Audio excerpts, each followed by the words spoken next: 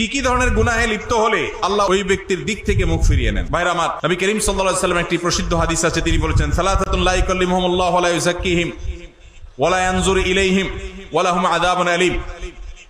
তিন শ্রেণী মানুষ আছে, তাদের জন্য চারটা শাস্তি হবে। কয়টা শাস্তি হবে?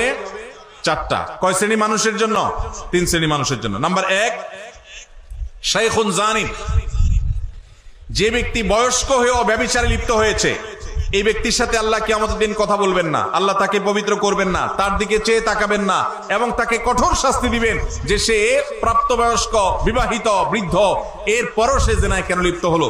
নাম্বার 2, ওয়া মালিকুন কাযযাব, যেই রাজা, যেই শাসক প্রজাদের সাথে মিথ্যা কথা বলে, প্রতারণা করে, ডাহা ডাহা মিথ্যা কথা বলে, এরকম বাদশাহ, এরকম রাজা, এরকম শাসক, তাদেরকে নবী সাল্লাল্লাহু আলাইহি ওয়াসাল্লাম বলেছেন কিয়ামতের দিন আল্লাহ তাদের সাথে কথা বলবেন না, তাদের গুনাহগুলোকে মাফ করবেন না, পবিত্র করবেন না, এবং আল্লাহ তাদের দিকে তাকাবেন না, চেয়ে দেখবেন না, এবং তাদের জন্য কঠোর শাস্তি রয়েছে। আর 3 নম্বর হলো ওয়াইলুন মুস্তাকবির, যেই গরিব পরিবার, মানুষটা গরিব আবার অহংকার করে, তো এই ব্যক্তিকেও আল্লাহ রাব্বুল আলামিন কিয়ামতের ময়দানে এই শাস্তিগুলো দিবেন।